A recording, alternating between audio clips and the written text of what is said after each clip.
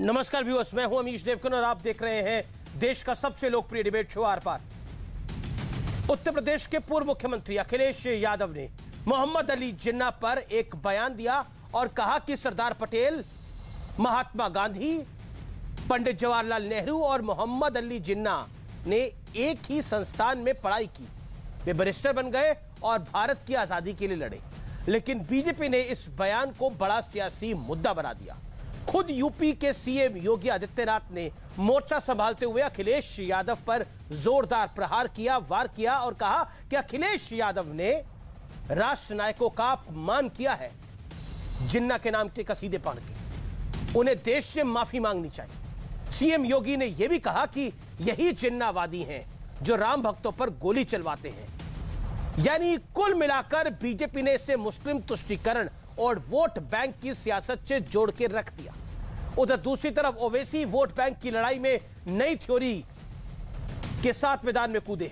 वो कह रहे हैं कि भारत में कभी मुस्लिम वोट बैंक ना तो रहा है और ना ही रहेगा, लेकिन इस देश में हमेशा हिंदू वोट बैंक है और आगे भी रहेगा।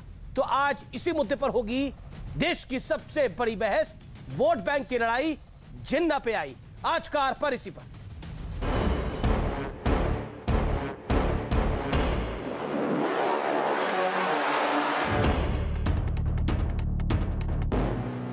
यूपी के चुनाव में भारत विभाजन के विलन मोहम्मद अली जिन्ना की एंट्री हो गई है। अखिलेश यादव ने जिन्ना पर एक बयान दिया, जिसके बाद खुद सीएम योगी ने अखिलेश यादव पर सियासी वार कर दिया। सरदार पटेल जी, राष्ट्रपिता महात्मा गांधी, जवाहरलाल नेहरू, जिन्ना एक ही संस्था में पढ़ करके बैरिस्टर बन करके आए थे। वो बैरिस्टर बनी, उन्होंने आजादी दिलाई। जो वक्तव्य सरदार पटेल जैसे राष्ट्र नायकों की तुलना जिन्ना जैसे विघटनकारी तत्व के साथ किया गया, वह मुझे लगता है कि भारत का अपमान है। और जो लोग भारत की एकता और अखंडता के दुश्मन हैं, उन लोगों को प्रोत्साहित करने वाला है। कुछ लोग ऐसे हैं जो अपनी विभाजनकारी मानसिकता से अभी भी बाज नहीं आ रहे हैं और समाजवादी पार्टी के अध्यक्ष ने कल दिया हुआ अपना वक्तव्य इसी बात को प्रदर्शित करता है। उनको देश की जनता से माफी मांगनी चाहिए।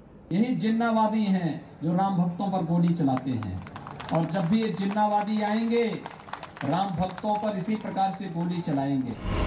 अखिलेश जी ने तो यही कहा था कि नेहरू जी, महात्मा गांधी साहब, सरदार वल्लभ भाई पटेल और जिन्ना ने एक साथ पढ़ाई करके बैरिस्टर करके हिंदुस्तान के लिए आजादी के संघर्ष किया था, और तो कुछ नहीं कहा था इन्होंने। लेकिन मैं उनसे पूछूं कि आपके नेताओं ने, अडवाणी जी ने कहा था कि Jinnah ji secular man, great secular man. Shri Akhilesh Yadav ji को अगर श्री अखिलेश अली जिन्ना कहा जाए तो कोई अंतर नहीं होगा। ये समाजवादी पार्टी नहीं, नमाजवादी पार्टी है। जिन्ना के बारे में अडवाणी जी से जाके पूछिए पहले, जो न सिर्फ जिन्ना के मजार पे हाजिरी देने गए, जिनका कहना था Jinnah he was a great man, secular आदमी था। और जसवंत सिंह जी हमारे बीच नहीं है, उन्होंने क्या कहा? He was great man. दूसरों पे उंगली उठाने से पहले अपने गिरबान में झांक कर देखिए। अखिलेश यादव को ये समझना चाहिए कि भारत के मुसलमानों का कोई ताल्लुक मोहम्मद अली जिन्ना से नहीं है। तो भारत के जो मुसलमान हैं, उन्होंने भारत को अपना वतन माना और टू नेशन थ्योरी को रिजेक्ट किया। ये तो अखिलेश यादव को मैं समझता हूं कि उनको दोबारा कोई हिस्टोरियन के पास बैठकर हिस्ट्री पढ़ने की उनको जरूरत है। हालांकि अखिलेश यादव पर निशाना साधने के साथ साथ ओवैसी हिंदू मुस्लिम वोट बैंक का गणित भी समझा रहे हैं। भारत में कभी मुस्लिम वोट बैंक नहीं रहा, ना रहेगा। भारत में हमेशा हिंदू वोट बैंक और हिंदू वोट बैंक ही रहेगा भारत में। लेकिन आज सबसे बड़ा सवाल है कि क्या हर सियासी बयान वोट बैंक के हिसाब से नाप तोल कर दिया जा रहा है? इसी पर होगी देश की सबसे बड़ी बहस। वोट बैंक की लड़ाई जिन्ना पर आई। और अब जिन्ना पर सियासी जंग का विश्लेषण। जिन्ना और भारतीय राजनीति का नाता बड़ा पुराना है। 4 जून 2005 कहते हैं कि लाल कृष्ण आडवाणी के करियर में यह साल वो था जिसने उनका पॉलिटिकल करियर समाप्त कर दिया। लाल कृष्ण आडवाणी ने जिन्ना की मजार पर श्रद्धांजलि दी। आडवाणी ने जिन्ना को धर्मनिरपेक्ष बताया था। उसके बाद की कहानी हम सब जानते हैं।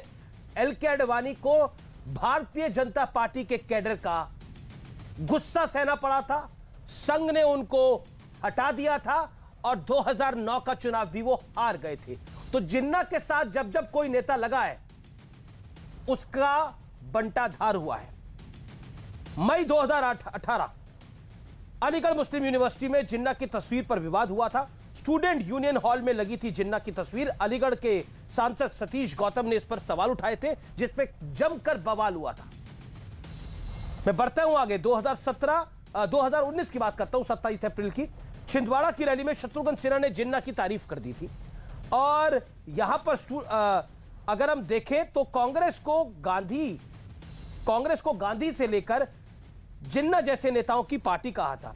विवाद बढ़ने पर सफाई दी गई और फिर कहा गया कि जुबान मेरी फिसल गई थी। शत्रुघ्न सिन्हा भी 2019 का लोकसभा चुनाव हार गए थे और माना जा रहा है कि उनका पॉलिटिकल करियर वहीं समाप्त हो गया। आगे बढ़ता हूं। अक्टूबर 2020 बिहार विधानसभा में जिन्ना का मुद्दा उठा। ये जो आप तस्वीर देख रहे हैं ये है कांग्रेस के जो तब के उम्मीदवार थे मशकूर अहमद उस्मानी। तो मशकूर उस्मानी साहब ने जिन्ना को लेकर बहुत सारे बयान दे रखे थे। बिहार के विधानसभा चुनाव में यह मुद्दा हावी रहा। मशकूर उस्मानी अपना चुनाव हार गए और बीजेपी ने भी जमकर घेरा कि जिन्ना प्रेमियों के साथ कांग्रेस पार्टी क्यों खड़ी होती है और कांग्रेस का बिहार में क्या हाल हुआ हम जानते हैं। और अब 31 अक्टूबर 2021 अखिलेश यादव ने जिन्ना पर बयान दिया। जिन्ना की तुलना सरदार पटेल से कर डाली। बीजेपी ने कहा कि देश से अब माफी मांगनी चाहिए अखिलेश यादव को, क्योंकि मोहम्मद अली जिन्ना और सरदार पटेल को एक पायदान पर रखना क्या जायज है? क्योंकि Mohammad Ali Jinnah is the man responsible for the partition of India and Sardar Patel वो व्यक्ति है जिसने भारत को एकजुट रखा। यानी सरदार साहब की लीगेसी, सरदार साहब की ताकत और सरदार साहब ने जो भारत के लिए किया वो शायद कोई नहीं कर सकता था, लेकिन मोहम्मद अली जिन्ना ने भारत को तोड़ा, सरदार साहब ने भारत को जोड़ा। इसलिए उनके मन से जिन्ना के बारे की तारीफ कर देना किस हद तक जायज है, इस पर राजनीति हो रही है। मेरे साथ बात करने के लिए आज मौजूद है डॉक्टर संबित पात्रा, भारतीय जनता पार्टी के प्रवक्ता नेता। मेरे साथ आज की चर्चा में जुड़ रहे हैं शहजाद पूनावाला।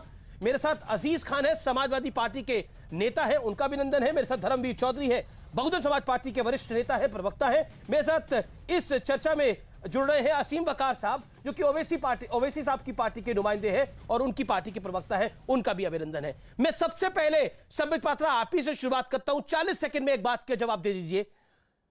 उन्होंने यानी अखिलेश यादव जी ने कहा कि जिन्ना पंडित नेहरू, सरदार पटेल, महात्मा गांधी एक ही कॉलेज से पढ़े और फिर बैरिस्टर बने और फिर उसके बाद सबने देश की आजादी की लड़ाई लड़ी। उसमें वो तुष्टीकरण का घी नहीं डाल रहे थे, लेकिन मुख्यमंत्री योगी आदित्यनाथ ने डाल दिया।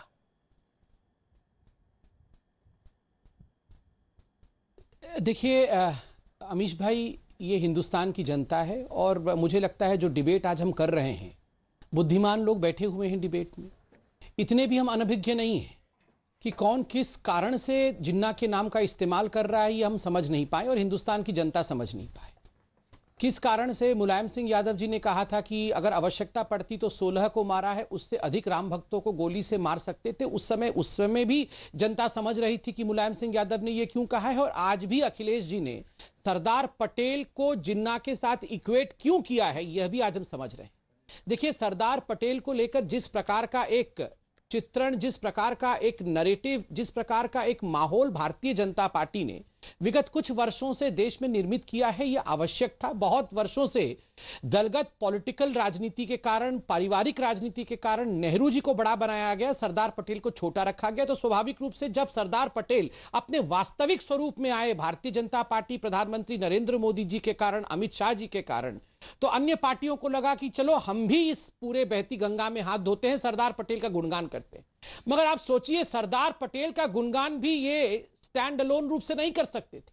उसमें भी उनको जिन्ना का पुट लाना था, क्योंकि उनको लगा कि अगर अकेले सरदार पटेल के विषय में मैं कह दूं तो कहीं ना कहीं एक ऐसा वर्ग है जो नाराज हो जाएगा।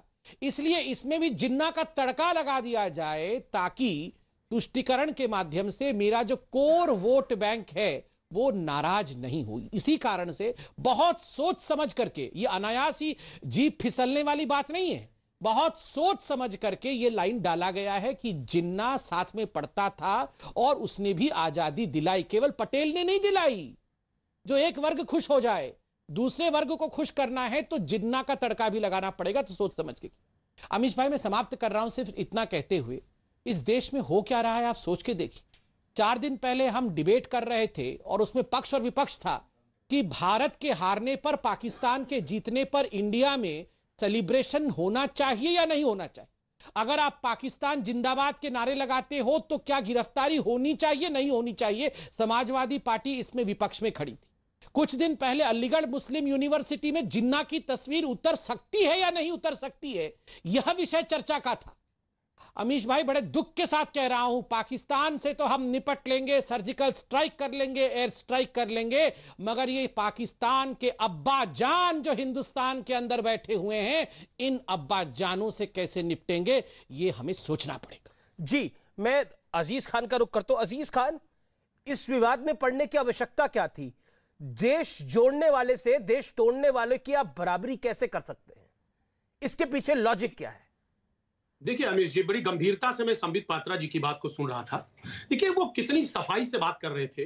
मैं जानना चाहता हूं कि माननीय अखिलेश यादव जी जब कल अपना स्पीच दे रहे थे, उस प्रोग्राम में थे, तो उन्होंने केवल अकेले एक बात नहीं कही थी, खाली जिन्ना की बात नहीं कही थी, सरदार पटेल की बात नहीं कही थी, उन्होंने और भी मुद्दों पर चर्चा किया था। आखिर उस पर डिबेट क्यों नहीं? उन्होंने गैस सिलेंडर की बात भी की थी। उन्होंने कहा था कि 2014 मतलब आप एक्सेप्ट कर रहे हैं कि उन्होंने जिन्ना पे भी बात की थी, यानी जुबान फिसली नहीं थी?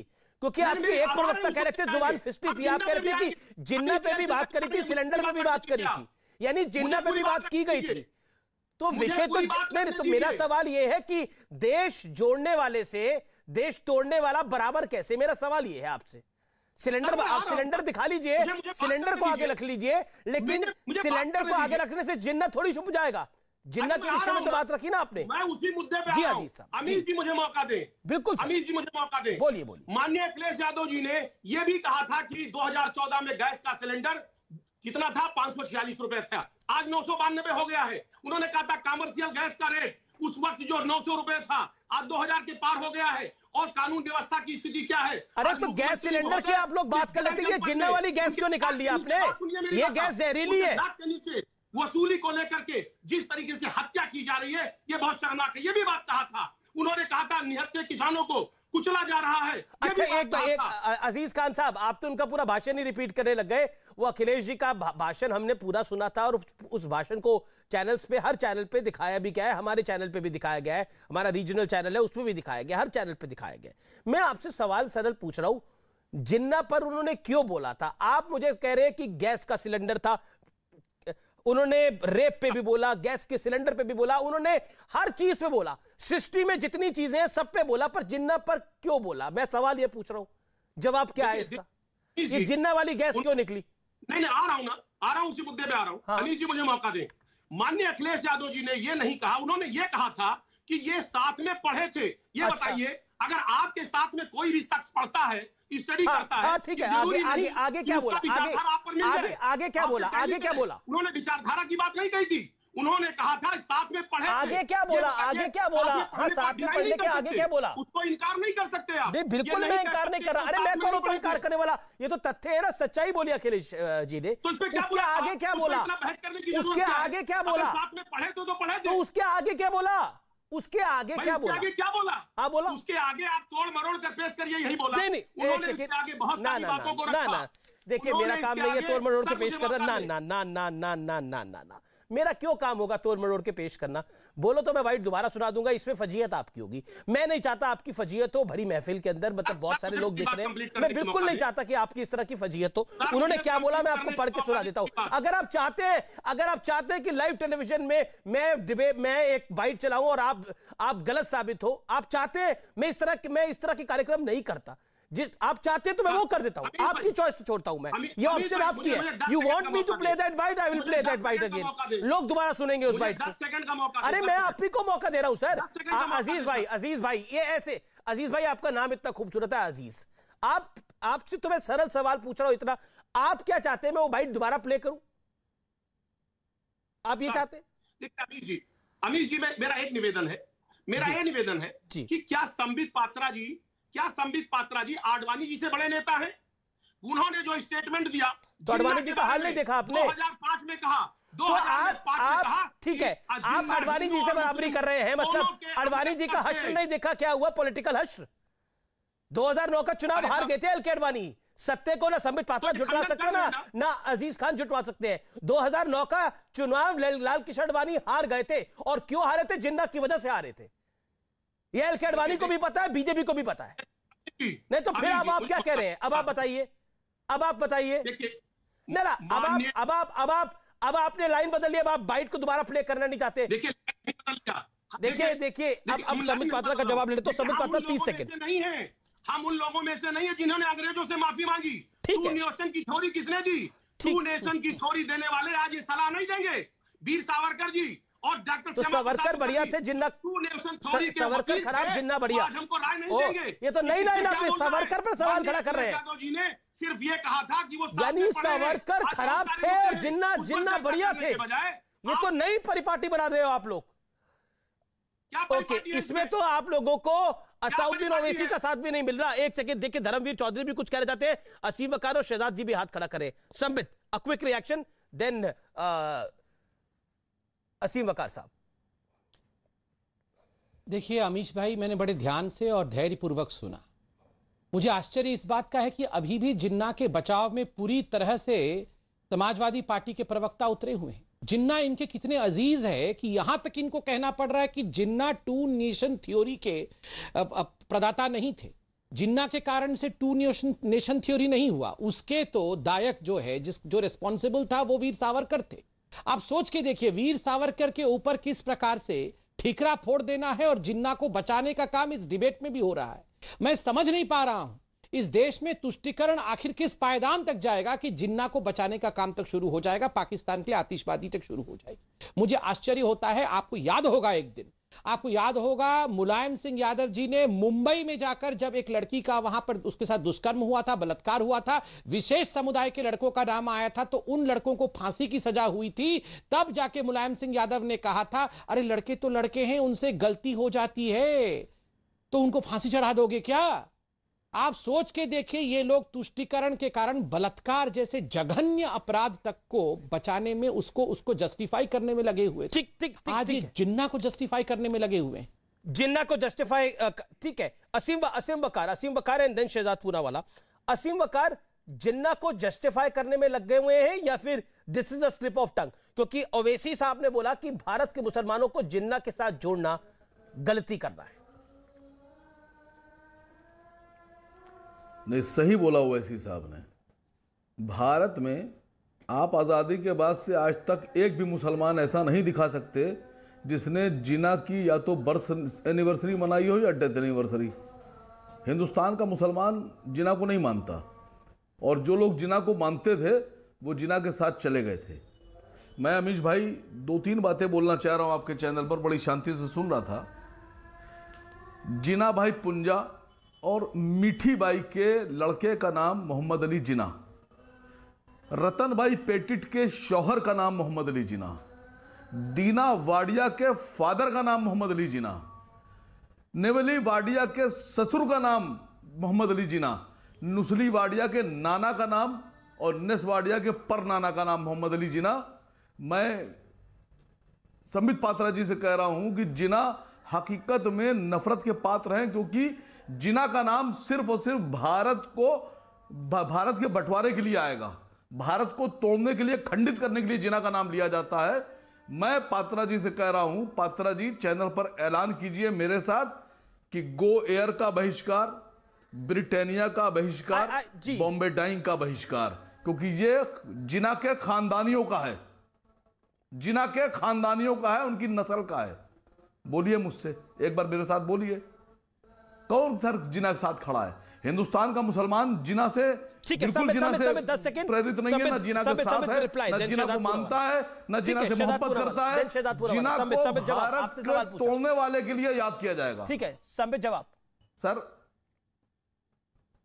देखिए, मैं बात बोल दूं, ये जाके ये पार्ले जी बिस्कुट और ब्रिटानिया बिस्कुट जाके अपने राहुल गांधी को खिलाइएगा। मैं यहाँ बिस्कुट खेलने नहीं आया हूं, मगर ऑन अ सीरियस नोट मैं आपको बताता हूं। अमीश भाई, स्वाभाविक है ओवैसी जी और AIMIM जिन्ना से खफा है। वो जिन्ना के नाम को कभी प्रमोट करना चाहेगी नहीं, क्योंकि आज जो ओवैसी जी है ना, वो नियो जिन्ना बनने में लगे हुए हैं। He wants to fit in the shoes of जिन्ना। जिन्ना ने जो किया था, आज ओवैसी तो आपको जिन्ना से इतना प्यार क्यों है? इस देश का भी अगर जिना साहब, आप तो बड़े धैर्यपूर्वक सुनने वाले लोगों में से थे, आप ऐसे तड़प क्यों गए? जिना को पसंद नहीं करते आप, तो अरे हमारे साथ नहीं, आप ऐसे क्यों भड़क गए मेरे भाई? आप ऐसे भड़क लगे में आप जिना को प्रमोट करने में? ये तो बड़े धैर्यपूर्ण व्यक्ति थे, ये ऐसे हो गए मेरे भाई। अच्छा, ये नीचे आग लगी हुई है, आपने भी आप नीचे आग लगा रखी है, ये गर्मी हो गई इनकी। अरे भाई साहब, मैं तो आपके बीच में चिल्ला नहीं रहा था, आप क्यों चिल्लाते रहते हैं बीच में? शांति से क्यों नहीं सुनते? वो तो दिख रहा है, सारे व्यूअर समझ गए कि आप कितने पानी में। अगर पूरी डिबेट में गो एयर का नाम मुंह से निकल जाए और पूरी डिबेट में ब्रिटानिया और बॉम्बे डाइंग का नाम मुंह से निकल जाए, यहाँ पर ब्रिटानिया, गो एयर, इंडिगो पे डिबेट करने नहीं आया हूँ। आप विरोध नहीं कर सकते सर, नहीं कर सकते विरोध। अरे मुझे समझ में नहीं आ रहा, मुझे समझ में नहीं आ रहा, ये भारतीय कंपनियों की बात कर आप क्या हासिल करना चाहते हैं? विषय नहीं है ना हमारा, पे डिबेट करने में नहीं आया हूँ। यहाँ पे ये विषय नहीं है, मैं अपना बोल दूं विषय पहले 10 सेकंड दीजिए। जिना को कोई अमीश भाई, जो अमीश भाई पहले अखिलेश बाबू ने क्यों समर्थन किया? शांति से सुन रहा था, जिना को शांति से सुन रहा था। मुसलमान न मानता है, न पसंद करता है, न जिना के साथ। अरे मैंने परसों देखा है ओवैसी जी गो एयर की फ्लाइट से जा रहे थे। क्यों कहा? मैंने परसों देखा है ओवैसी जी गो एयर की फ्लाइट से जा रहे थे। क्यों जा रहे थे गो एयर की फ्लाइट से? क्यों जा रहे थे गो एयर की फ्लाइट से? आप मुझे बताइए, ओवैसी जी परसों गो एयर की फ्लाइट से क्यों जा रहे थे? नहीं, क्यों जा रहे थे गो एयर की फ्लाइट से? अरे इतने जिन्ना के आप विरोधी हैं, गो एयर के विरोधी हैं, परसों क्यों गो एयर की फ्लाइट में बैठे थे और ब्रिटानिया का बिस्कुट खा रहे थे बैठ के गो एयर की फ्लाइट में? आप ब्रिटानिया की बिस्कुट क्यों खा रहे थे और बॉम्बे डाइंग का अचकन क्यों पहने हुए थे? बॉम्बे डाइंग का अचकन क्यों पहने हुए थे बताइए? अचकन बॉम्बे डाइंग का गो एयर में बैठ के ब्रिटानिया के बिस्कुट खा रहे थे ओवैसी, और यहां पर आके उनके जो प्रवक्ता है यहाँ गो एयर कर रहे। बैठ जाइए चुपचाप और शांति से सुनिए। मैंने खुद देखा है, गो एयर की फ्लाइट में बैठ करके ब्रिटानिया के बिस्कुट खा रहे थे और मैंने उनका अचकन देखा। अचकन में लिखा हुआ था बॉम्बे डाइंग, बॉम्बे डाइंग लिखा हुआ था अचकन में, अचकन में बॉम्बे डाइंग लिखा हुआ था। इसलिए हल्ला मत मचाइए, सुनिए आप मेरी बात। अमीश भाई, दुखद विषय है ये जो लोग हैं, और ये जो लोग हैं जो 17 सितंबर को, ये जो 17 सितंबर को हैदराबाद का विलय जो हिंदुस्तान में हुआ था, उसके विरोध में जो राजाकार काला झंडा दिखाते हैं, वो यहां पर हमें बैठ के प्रवचन दे रहे हैं। ये इनकी पार्टी 17 सितंबर को ब्लैक डे के रूप में मनाती है। जानते हैं क्यों मनाती है? क्योंकि उस दिन हैदराबाद का विलय हिंदुस्तान में हुआ था और रजाकार ओवैसी जी के दादा उसके खिलाफ थे। ओवैसी, बिल्कुल आप ऐतराज करते रहिए, जाके गो एयर में ऐतराज करिए। आप गो एयर में बैठ के चले जाइए डिबेट से बाहर। आपको ऐतराज है, इनको गो एयर भेजिए, इनको गो एयर में बैठा के भेज दीजिए। आप गो एयर में बैठ के चले जाइए। आपको ऐतराज है तो गो एयर में बैठ के ब्रिटानिया खाते हुए चले जाइए, चले जाइए गो एयर में बैठ करके। आपको ऐतराज है तो अभी सुनिए मेरी बात। 17 सितंबर को ये लोग विरोध में थे। देखिए, मेरे पास दो मेहमान हैं जिनके पास मुझे जाना है, धर्मवीर चौधरी और शहजाद पूनावाला। असीम वकार मैं आपको आगे मौका दूंगा, असीम वकार मैं आपको आगे मौका दूंगा। अमीश देवगन भी साथ निभाते हैं झूठ में। अरे आपको तो सभी का लगता है आप जिन्ना का साथ कौन निभाएगा जी? कैसी बात करते हैं आप सर? 17 से नहीं, इन्होंने बोला और आप इसको आप इसको काट क्यों नहीं रहे इनकी बात? अरे आप काटिए, मैं थोड़ी ओवैसी साहब की पार्टी के प्रवक्ता आप है, आप काटिए। आपके चैनल पे आप प्लेटफॉर्म दे रहे हैं। आप मेरे चैनल के ऊपर गो एयर पता नहीं किस किस का नाम ले रहे हैं, जिसका इस डिबेट से कोई लेना देना नहीं है। आप अपनी बात को रख रहे हैं, वो अपनी बात को रख रहे हैं, काटू मैं उनकी बात को? क्यों आप सक्षम नहीं है उनकी बात को काटने के लिए? आपको काटना चाहिए। नहीं, एक सेकेंड 17 सितंबर को क्या नहीं हुआ, इसकी जानकारी मेरे पास नहीं है। ओके, एक सेकेंड, मैं 17 सितंबर को AIMIM ब्लैक डे मनाती है। संबित देखिए मुझे लग रहा है ये तू मैं के अंदर मेरा वक्त जाया हो रहा है। मेरे साथ बाकी लोग दो मेहमान भी है। मैं धर्मवीर जी आपके पास आ रहा हूं, शहजाद आपके पास में आता हूं। Shehzad Poonawalla, this is politics of appeasement और do you think this is the politics of debate? कोई दिक्कत नहीं, हम आपकी डिबेट टीवी पे देख लेंगे, यहां पर बैठे रहने से कोई फायदा नहीं है। बोलिए अभी जी, ऐसे कैद करके रखने में कोई फायदा नहीं, हम टीवी पे देख लेंगे। शहजाद आप ही से सवाल पूछा है जी। बहुत शुक्रिया आपका अमीश जी, 22 मिनट बाद आप मौका दे रहे, उम्मीद है कोई बीच में नहीं टोकेगा। देखिए, देश के लिए जो भी लोग शैतान हैं उनमें क्यों अखिलेश को दिखता है कोई महान? चाहे वो तालिबान हो, उनकी प्रशंसा की, उनको स्वतंत्रता सेनानी कहा गया। आप देखिए, पाकिस्तान के क्रिएटर जिन्होंने टुकड़े टुकड़े किया था, उनको सरदार पटेल जिन्होंने देश को एकत्रित किया, उनके साथ उनकी तुलना की। ये तो ना केवल सरदार पटेल, महात्मा गांधी और नेहरू जी का अपमान है, पूरे भारतवर्ष का अपमान है, पर मेरे जैसे भारतीय मुसलमानों का और असीम वकार का भी एक तरीके से अपमान है, क्योंकि हमने जिन्ना को लात मारकर यहां पर रहने का निर्णय किया हमारे परिवार ने। पर मेरा सवाल यह है कि वोट बैंक और तुष्टीकरण की राजनीति में देखिए, एक 20% का फूल है, फूल मतलब PHOOL, फूल।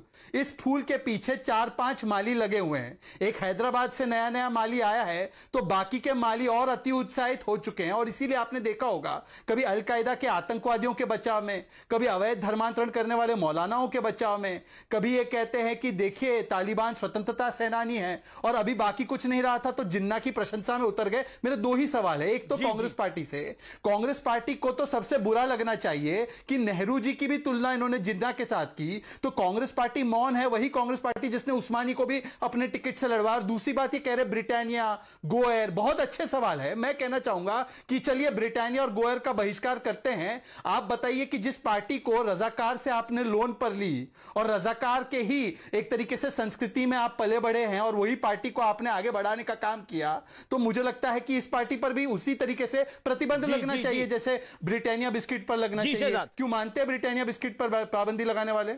असीम वकार, 30 सेकंड रिप्लाई। असीम वकार, चौधरी साहब आ रहा हूं मैं आपके पास। इनको बहुत बुरा लगता है, इनको मौलाना दिख जाते हैं। अगर शहजाद से पूछिए, त्रिपुरा में जो मुसलमानों पर जुल्म हो रहा था उस पर भी बोल दें एक बार। मैं बोल देता हूं।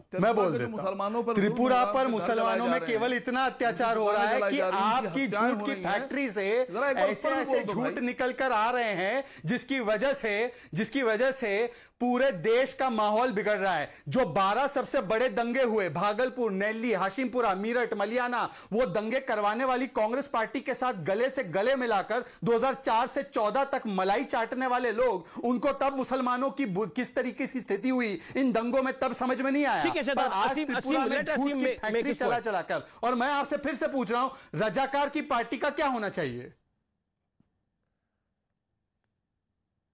त्रिपुरा में मुसलमानों के साथ जो जुल्म हो रहा है उस पर क्या कहना है? जो मुसलमानों को घर जलाए जा रहे हैं, क्यों नहीं जाते? अगर इतना जुल्म हो रहा है, ओवैसी साहब क्यों नहीं जाते? नहीं, ओवैसी साहब को इतना बुरा लग रहा है तो उत्तर प्रदेश छोड़ जाने कहां देते? लखीमपुर में जुल्म हुआ, उत्तर प्रदेश जाना है, त्रिपुरा नहीं जाएंगे। लखीमपुर में जुल्म हुआ, कहां जाना दिया? हाथरस में जाने नहीं देते, लखीमपुर में जाने नहीं देते। आप जाने की चेष्टा कब की आपने? त्रिपुरा में तो आप कह रहे हैं ना बहुत कुछ हो गया, पर तो एक बार तो दिखाइए, कोर्ट गए हो, त्रिपुरा पुलिस ने जानकारी दे दी, कहा कि झूठ और अनर्गल बातें सोशल मीडिया पे चल रही है। ये आप सद्भाव को खराब क्यों करना चाहते हैं? त्रिपुरा पर तो त्रिपुरा पुलिस ने जानकारी दी, उससे क्या आप संतुष्ट नहीं है? त्रिपुरा पुलिस गलत कह रही है, सिक्योरिटी एजेंसीज गलत कह रही है, मतलब आप सौहार्द को क्यों खराब करना चाहते हैं? आप खुल्लम खुल्ला टेलीविजन पर एक समुदाय का नाम लेकर देखिए उनके साथ कितना कुछ हो रहा है।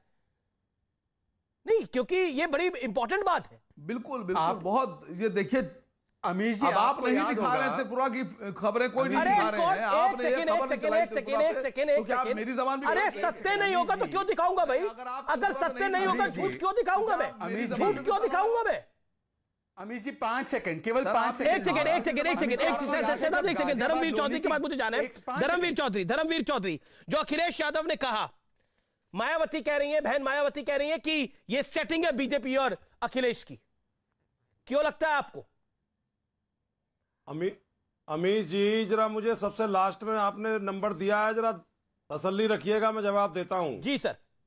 अभी थोड़े दिन 2-3 दिन पहले अमित शाह जैन जो गृह मंत्री हैं, उनका एक बयान आया था। वो कैराना और मुगलों की बात कर रहे थे, और 3 दिन बाद अखिलेश यादव जी का बयान आ गया, वो जिन्ना की बात कर रहे हैं। ये समाजवादी पार्टी और बीजेपी एक ही सिक्के के दो पहलू हैं। एक ये ध्रुवीकरण की राजनीति करके, ये तुष्टीकरण की राजनीति करके, ये नहीं चाहते कि किसी हिंदू और मुसलमान में एका हो, ये बंटवारे की राजनीति करते हैं। इसीलिए इन्होंने जिन्ना का नाम लिया। जो पार्टी 70 साल में नागपुर में तिरंगे झंडे से नफरत करती थी, वो अपने आप को राष्ट्रवादी कहेगी। जो अडवाणी साहब वहां जाकर के कबर पर जाकर के फूल चढ़ाएंगे, वो हमें राष्ट्रवाद की बात समझाएंगे। इस 135 करोड़ हिंदू मुसलमानों को आज आपके चैनल के माध्यम से मैं इन तुष्टीकरण करने वालों को यह बता देना चाहता हूं कि आप जिन्ना की बात करिए, हम गन्ने की बात करेंगे। आदरणीय बहन कुमारी मायावती जी ने अरबी, उर्दू, फारसी विश्वविद्यालय बना करके ये संदेश देने का काम किया कि मुसलमानों को शिक्षा की जरूरत है, मुसलमानों को रोजगार की जरूरत है, इस देश में भाईचारे की जरूरत है, हमको दूसरे अब्दुल कलाम की जरूरत है, हमको जो है अस्फा उल्लाह खां की जरूरत है। इन गिद्धों की जरूरत नहीं है जो है संबित पात्रा और ओबीसी के रूप में जो गिद्ध, राजनीतिक गिद्ध बैठे हुए हैं। और उत्तर प्रदेश की जनता इनको जवाब देने के लिए, उत्तर देने के लिए, ये 22-23 करोड़ की जनता ये देख रही है कि ये राजनीतिक गिद्ध कैसे उसके ऊपर मंडरा रहे हैं, और इनको समय आने पर जवाब दिया जाएगा। ये राम रहीम कृष्ण का देश है। ये ठीक है, आपने अपनी बात को रख लिया। अजीज खान और वकार साहब, देखिए शहजाद और संबित, आपको भी मौका नहीं मिलेगा क्योंकि दोनों हाथ खड़ा कर रहे हैं, असीम वकार और अजीज खान। अजीज खान जवाब धर्मवीर चौधरी को, अजीज खान जवाब धर्मवीर चौधरी को, अजीज खान जवाब मिलेगा। ठीक है, अजीज खान जवाब धर्मवीर चौधरी को, 40 सेकेंड। देखिए अमीश जी, धर्मवीर साहब को यह नहीं पता कि 3 बार ये बीजेपी से हाथ मिला करके इन्होंने सरकार बनाई है। आपसे भी 3 बार मिला है। वो झूठ बोलते हैं, उनकी परंपरा है, वो असर इनके पास भी वही असर आ गया। मैं संबित पात्रा जी को बताना चाहूंगा कि अभी बड़ी दुहाई दे रहे थे सर, बड़ी दुहाई दे रहे थे।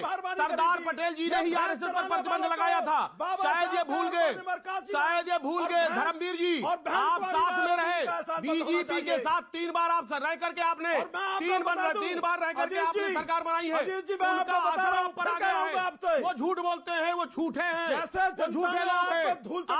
आपके ऊपर भी झूठ का असर आ गया है, आप भी झूठ बोल रहे हैं। आप नफरत की राजनीति कहीं ना कहीं उनसे आपने सीख लिया है। नफरत की राजनीति आपने बीजेपी से सीखा है। आपको संबित पात्रा और बीजेपी के लोगों ने नफरत की राजनीति सिखाई है। आप नफरत की राजनीति करना बंद करिए। समाजवादी पार्टी समाजवादी की बात करती है, ठीक है की बात करती है। ये जो एक साथ धर्मवीर चौधरी एक करके बर्बाद कर दिया। अजीज खान को 10 सेकंड सुन ले। हम सवाल उठा रहे हैं, आज देश के कानून की स्थिति देखिए। अरे अजीज खान, ये देश के कानून की स्थिति में जिन्ना कहाँ आ गया? ये जिन्ना के कानून की आप क्यों बात कर रहे हो? आप तो जिन्ना की तारीफ कर बैठे। इतिहास गवाह है, जिसने जिन्ना की तारीफ करी है बच नहीं पाया पॉलिटिकल। ठीक है, एक सेकंड असीम वकार, आप गिद्ध है संबित पात्रा की तरह, बीएसपी प्रवक्ता।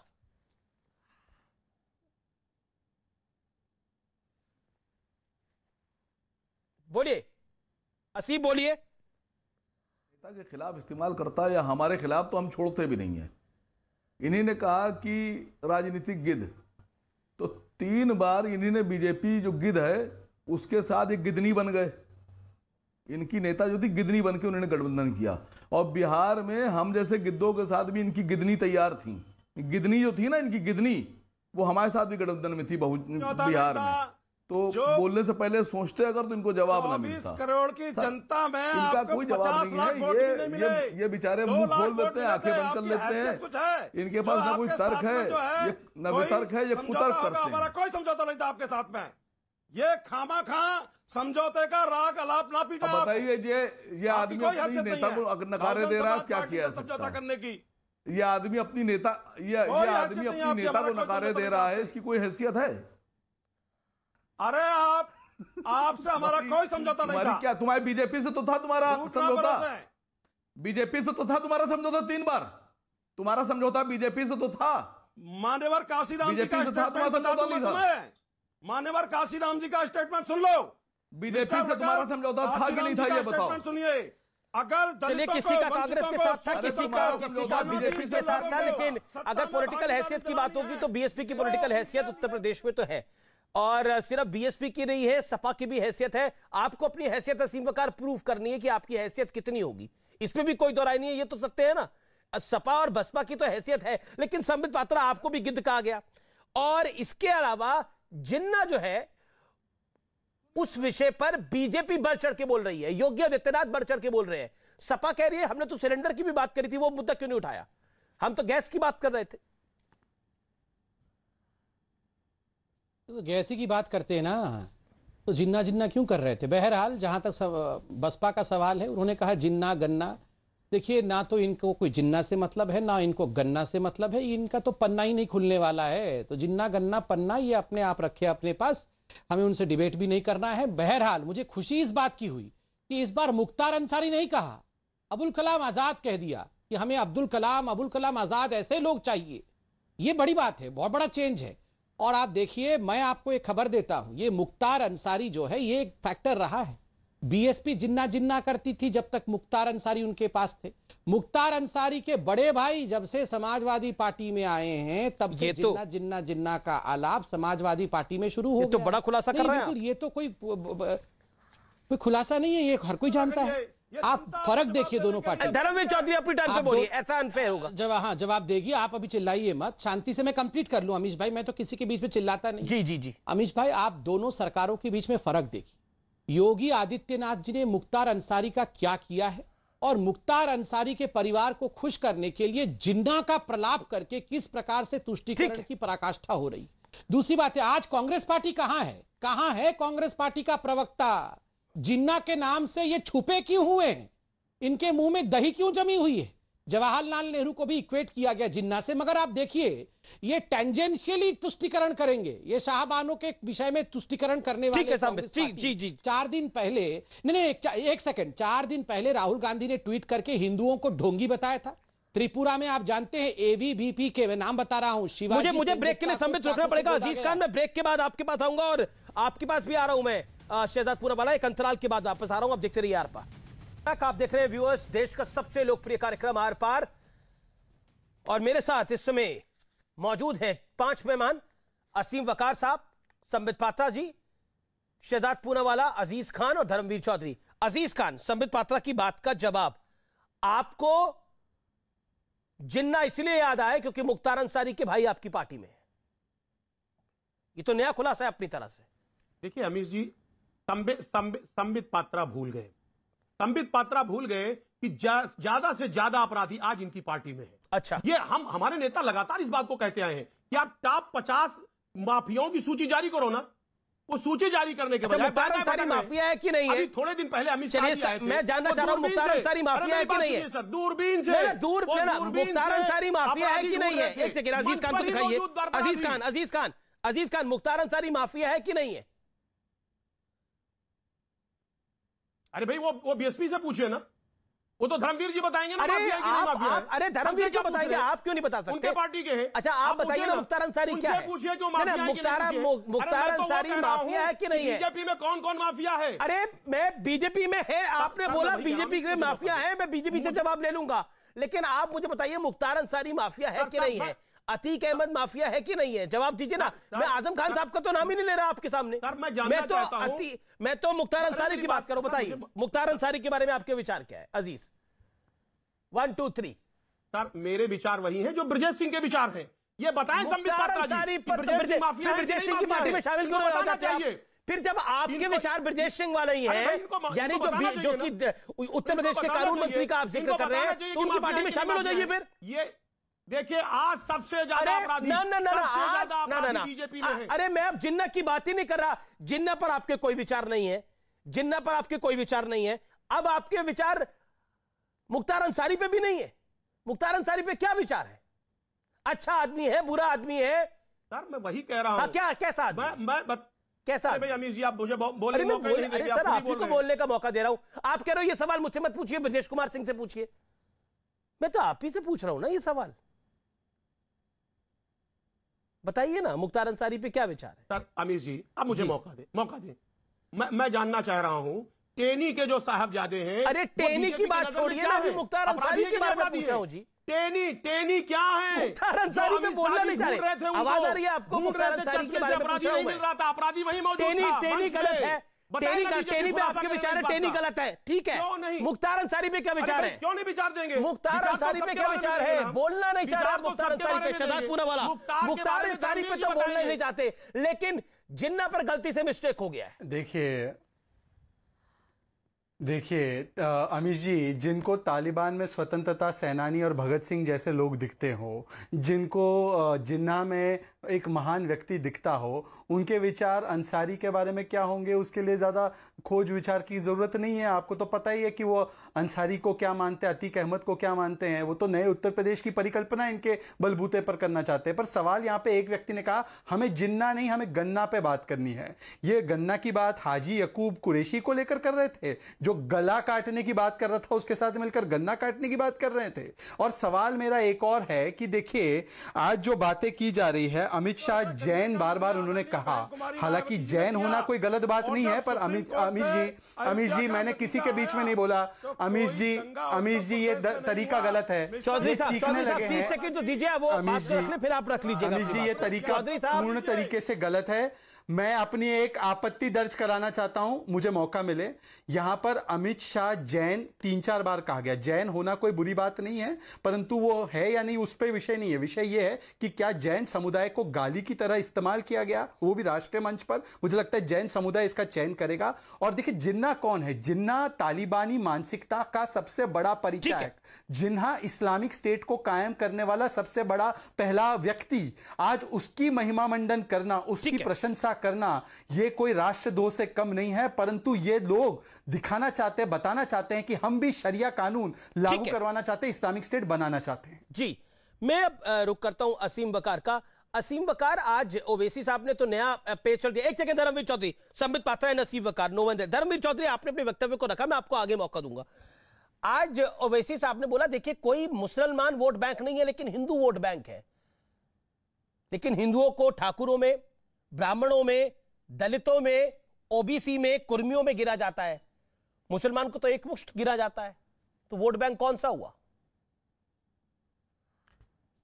नहीं सर, वोट बैंक मुसलमान देश में नहीं है और हिंदू वोट बैंक है। कैसे? उसी वजह से आज सारी पार्टियां जो हैं वो हिंदुओं को लुभाने के लिए काम कर रही हैं। लेकिन एक थोड़ा सा एतराज है आपसे। आप हमसे भी पूछ लेते हैं मुख्तार अंसारी, अतीक अहमद के बारे में, आपने भी उनसे पूछ लिया। जरा एक बार घूमिए, जरा यूं घूमिए और संबित पात्रा दिखेंगे आपको, उनसे पूछिए कि ब्रजेश सिंह कौन है। पूछिए जरा एक बार, प्लीज, एक बार request sir, I request you please. तो मतलब मुख्तार अंसारी से आपको भी प्यार है, आपको दुख लग गया मैंने मुख्तार अंसारी के बारे में? अरे हंसिए नहीं, मुस्कुराइए नहीं। इतना बुरा लग गया आपको कि मुख्तार अंसारी के बारे में आपसे नहीं पूछा? आपसे भी पूछ लूंगा, आपको बड़ा बुरा लग गया। ठीक है, ब्रजेश सिंह के बारे में संबित पात्रा आपको बता देंगे, लेकिन ठीक है संबित ब्रजेश सिंह के बारे में भी बताइए। दूसरा एक सेकंड और दूसरा पॉइंट एक ये बता दीजिए जो महत्वपूर्ण है कि हिंदू वोट बैंक है, मुसलमान नहीं है। जवाब ये मेरे से ही है ना अमीश भाई? जी। शांति से मैं बोल लूं कि बीच में ना चिल्लाएं तो। धन्यवाद अमीश भाई। मुझे बड़ा आश्चर्य हुआ, मुख्तार अंसारी का तो मैंने रैंडम नेम सजेस्ट किया यहां पर, और आप देखिए मुख्तार अंसार के बचाव में बीएसपी, समाजवादी पार्टी और एआईएमआईएम, ओवैसी की पार्टी का कोई लेना देना नहीं है, मगर वो भी उतर के आ गई। और सबका कंपैरिजन, एक कंपैरिजन हिंदू और मुसलमान में, हमने कोई हिंदू मुसलमान नहीं किया था, एक डॉन को डॉन बोला था। आप देखिए इन लोगों की प्रकृति और तुष्टीकरण की राजनीति। आप ओसामा बिन लादेन को अगर ओसामा बिन लादेन आतंकवादी कहेंगे तो ये ओसामा जी कह देंगे। आप अगर याकूब मेमन को आतंकवादी कहेंगे तो ये याकूब मेमन के लिए सुप्रीम कोर्ट में खड़े हो जाएंगे। आप इन लोगों के तुष्टीकरण की राजनीति को देख लीजिए। और दूसरी बात, मैं हिंदुओं को आतंकवादी नहीं मानता हूं। हिंदू कभी आतंकवादी नहीं हो सकता है और हिंदू कभी भी नरसंहार का काम नहीं करता है। नहीं कह रहे हैं, ब्रजेश सिंह जी के बारे में पूछ रहे हैं। ना आतंकवादी होता है ना नरसंहार करता है। मेरा मत बड़ा क्लियर है। अब मेरी बात सुन लीजिए, अब मेरी बात सुन लीजिए। हिंदू कभी डॉन भी नहीं होता है। अब मेरी बात सुन लीजिए ध्यान से, मैंने अपनी बात को स्पष्ट रूप से रख दिया है। तो मुसलमान भी कभी डॉन नहीं होता है। मुसलमान भी कभी डॉन नहीं होता है। तो मैंने तो कहा ही नहीं, मुसलमान भी कभी डॉन मैंने तो मुसलमान कहा ही नहीं।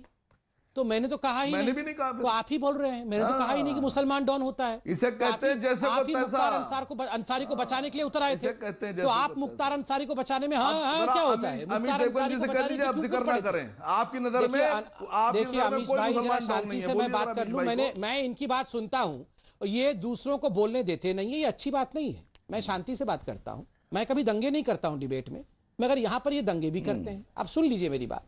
देखिए अमीश भाई, यहां पर वोट बैंक की बात हुई। देखिए एम वाई फैक्टर और एम डी फैक्टर क्या होता है? मुस्लिम यादव ये किसका कॉम्बिनेशन है, किसका फॉर्मूला है? मुस्लिम दलित ये किसका कॉम्बिनेशन है? देखिए आज करोड़ों हिंदू मुझे इस चैनल के माध्यम से और मेरे मुसलमान भाई भी सुन रहे हो, मैं दुख के साथ कहता हूं कि सदियों तक मुसलमानों को एक बैंक के रूप में, आजाद होने से पहले अंग्रेजों ने और आजाद होने के बाद चाहे कांग्रेस पार्टी हो चाहे MIM हो, इन सभी पॉलिटिकल पार्टीज ने, समाजवादी ने, मुसलमानों को केवल अनपढ़ रख के किस प्रकार से उनको वोट बैंक के रूप में, और जहां तक हिंदू है इनको बांटा है दलितों में, गुज्जर में, जाट में, ब्राह्मण में, ठाकुर में, डिवाइड एंड रूल। हमें बांट करके MY ठीक है ओके धर्मवीर चौधरी, आपका भी समीकरण तो मुस्लिम दलित ही समीकरण होता है। जवाब, बहुजन समाज पार्टी सर्वजन हिताय सर्वजन सुखाय के नारे के साथ काम करती है और हमने जाति तोड़ो समाज जोड़ो का काम किया। हम जाति और धर्म की राजनीति नहीं करते। चलिए देखेंगे, चुनाव में देखेंगे। बहुत बहुत शुक्रिया। फिलहाल आर पार में इतना ही। लेकिन जिन्ना जब राजनीति में आया है, जिस पॉलिटिकल पार्टी के साथ जुड़ा है, उसका कल्याण नहीं हुआ है, उसके लिए मुश्किल बढ़ गई है। नमस्कार।